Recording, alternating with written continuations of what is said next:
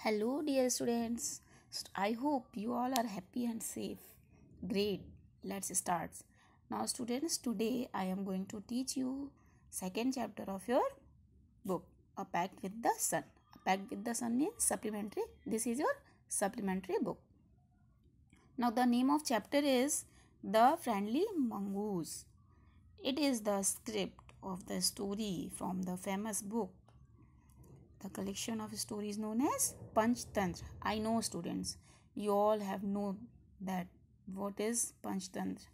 Which book name is Panchtantra? Yes, students, Panchtantra. Panchtantra is a book containing stories with some morals. Now, coming to the story of farmer, his wife, and their small child lived in a village. There was also a baby mongoose in the house, who they believed would be their son's companion and friend in future. One day, the farmer and his wife went out, leaving the child alone with the mongoose. Okay. Now come to the story. Once a farmer and his wife lived in a village with their small son. एक बार की बात है, एक farmer means एक किसान and his wife, उसकी wife जो है वो गांव में रहते थे अपने एक छोटे से बच्चे के साथ. They loved him very much. वो अपने बच्चे को बहुत प्यार करते थे. We must have a pet, the farmer said to his wife one day. Means एक दिन जो है फार्मर अपनी वाइफ से ये बोलता है कि हमें एक पेट लाना चाहिए. पेट किस लिए लाना चाहिए? When our son grows up, जब हमारा बच्चा जो है, हमारा बेटा जो है बड़ा हो जाएगा, he will need a companion. तो उसे एक कंपेनियन की ज़रूरत होगी. कंपेनियन मीन्स कोई साथी चाहिए साथ में खेलने के लिए. जैसे दो भाई बहन होते हैं ना, तो एक दूसरे के साथ खेलते हैं. This pet will be our son's companion. तो हम जो भी पेट ले आएंगे वो हमारे सन का मीन्स हमारे बेटे का कंपेनियन होगा, साथी होगा. His wife like the idea. और ये आइडिया उसकी वाइफ को पसंद आया. One evening, the farmer brought with him a tiny mongoose. एक दिन शाम को जो फार्मर है वो क्या लेके आता है? एक छोटा सा mongoose लेके आता है. mongoose तो सब जानते हैं, नेवला जिसे बोलते हैं. It's a baby mongoose. तो जो फार्मर लेके आता है वो एक छोटा सा बेबी mongoose होता है. said his wife. तो अपनी वाइफ से ये कहता है ये बहुत छोटा है, but will soon be fully grown. लेकिन बहुत जल्दी ये बहुत बड़ा हो जाएगा, पूरी तरीके से ग्रो कर जाएगा, बड़ा हो जाएगा. He will be a friend to our son. और फिर वो हमारे बेटे का दोस्त बन जाएगा. Both the baby and the mongoose grew. अब जो है बेबी जो छोटा बच्चा था और mongoose दोनों बड़े हो चुके थे. In 5 or 6 months the mongoose had grown to its full size. लेकिन जो है 5 या 6 महीने ही बीते थे और mongoose जो है वो एकदम बड़ा, मतलब अपने फुल साइज में हो चुका था. A lovely animal with 2 shining black eyes and a bushy tail. और वो बहुत प्यारा लग रहा था. उसकी 2 eyes थी, मीन्स 2 eyes जो थी उसकी बहुत शाइनिंग थी, बहुत चमकदार थी. एंड बुशी टेल, और उसकी टेल भी बहुत बुशी थी. The farmer's son was still a baby in the cradle, sleeping and crying alternately. और जो the farmer's son was still a baby in the cradle. लेकिन जो 5-6 महीने में जो mongoose था वो तो बहुत बड़ा हो चुका था, अपनी फुल साइज में हो चुका था. लेकिन जो बेबी है वो 5-6 महीने में इतना बड़ा तो होगा नहीं कि जो दौड़ भाग सके. तो वो अभी भी क्रेडल मीन्स अपने झूले में ही था. स्लीपिंग, सोता था और रोता भी था. One day the farmer's wife wanted to go to the market.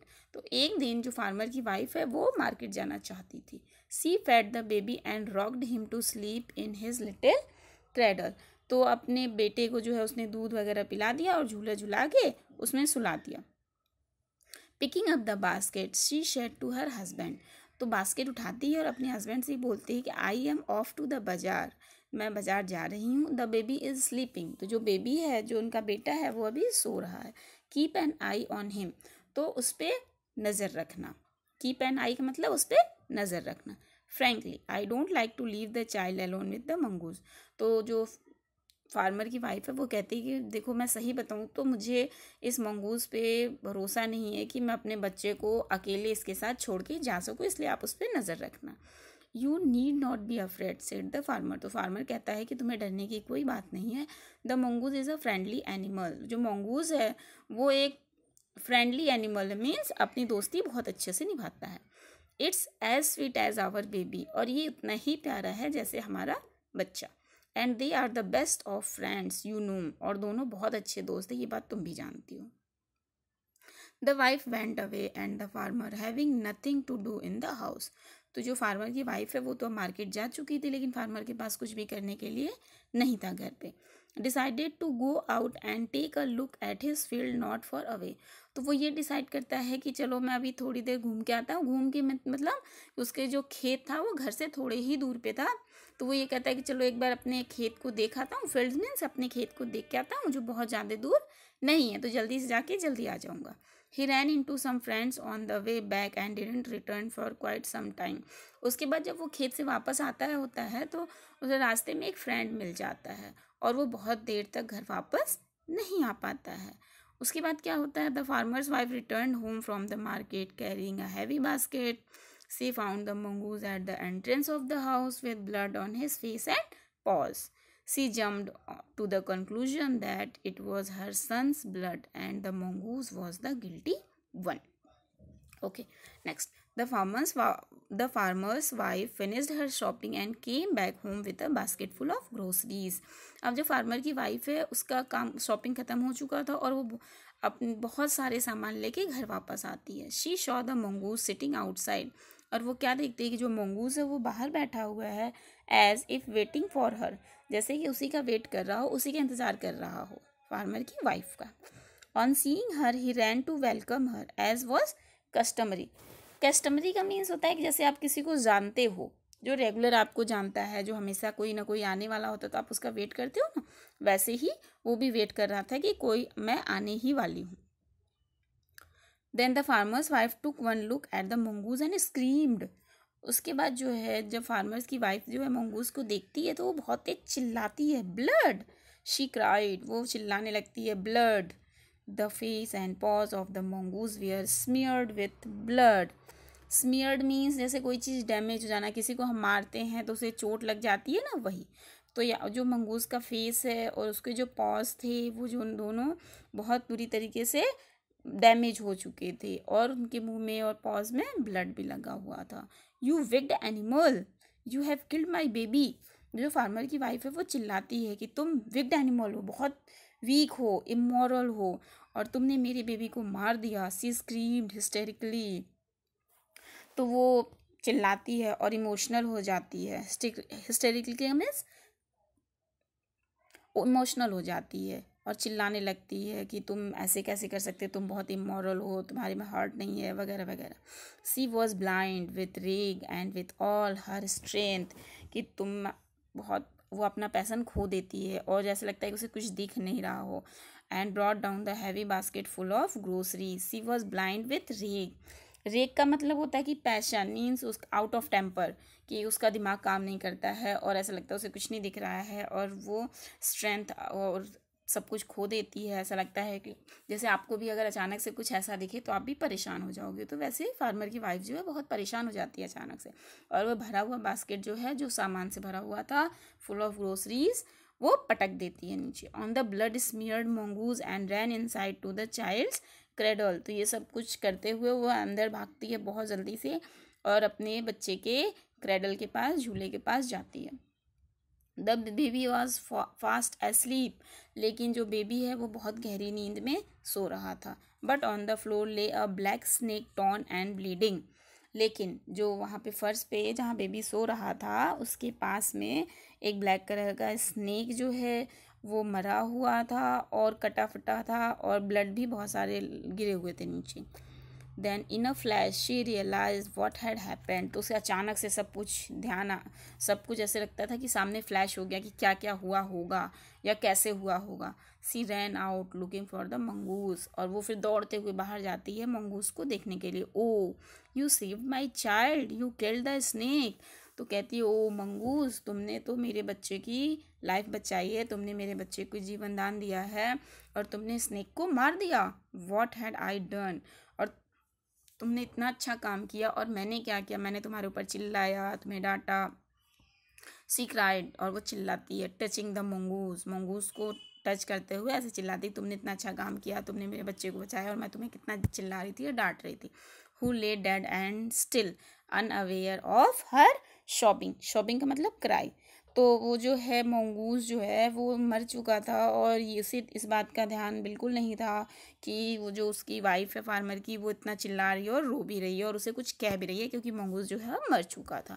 The farmer's wife who had acted hastily and rashly, जो फार्मर की वाइफ है, stare long at the dead mongoose, और वो हेस्टली मीन्स बहुत जल्दी से, स्टेयर मीन्स लुक, तो वो जो मंगूस की वाइफ है वो बहुत ध्यान से और बहुत देर तक मंगूस के पास बैठती है जो कि अब मर चुका था और उसे बहुत ध्यान से देखती रहती है। Then she heard the baby crying, उसके बाद जो है वो मंगूस के पास बैठी होती है कि बेबी की रोने की आवाज़ आती है। Wiping her tears she went in to feed him, तो फिर वो अपने आंसू पोंछते हुए अंदर भागती है क्योंकि उसका बच्चा जो था, उसका बेबी जो था वो अब रोने लगा था और उसे कुछ खाने के लिए चाहिए था। Now students, this story is very interesting and now I am showing to a small video which is very interesting, and enjoy this video. The story of a friendly mongoose. Once upon a time, long time ago, there lived a farmer named Nathu in the village of Badripur. He lived happily with his wife and an infant son, Kallu. Nathu and his wife Sheila doted on Kallu. Once they were having tea in the evening. Nathu had an idea. He said, "Sheila, we must have a pet who can be friends with our son. They will be companions." Sheila also liked the idea. So they brought home a cute little mongoose and named him Mannu. "Why, it's a fine little mongoose," cried Sheila, happy with her husband's choice. Mannu and Kallu grew up fast. Mannu had a bushy tail and his eyes shined like two shiny beads. Kallu was a toddler by now. He would often cry and then on being fed would start playing again. One day, Sheila wanted to go to the market because there were no vegetables at home. She fed Kallu well and put him in the cradle to sleep. She informed Nathu that she was off to the market for a few hours. Nathu replied, "You can go peacefully. I will keep an eye on Kallu." Sheila looked worried. She said, "Nathu, frankly, I don't like to keep Kallu alone with Mannu. After all, it is an animal. We cannot trust him blindly. Please make sure you are there all the time." Nathu persuaded his wife. "Don't worry, Sheila. It is such a friendly animal." Sheila went off. Nathu decided to go and meet his old friend Mahesh in the village. He could also look at his fields on his way back. Sheila returned home with heavy bags laden with shopping. She was tired and feeling impatient with worry for her infant son. She saw Mannu sitting out there as if waiting for her. He ran towards her as soon as he saw her. Sheila saw blood smeared on his face. She was terrified and immediately jumped to the worst conclusion. "You wicked animal! You have blood on your face! You have killed my son!" She was mad with fury. She threw all her shopping-laden bags on the poor mongoose, killing it instantly. She ran inside to her baby. To utter surprise, the baby was sleeping soundly in the cradle, and a black, long snake lay dead next to the cradle.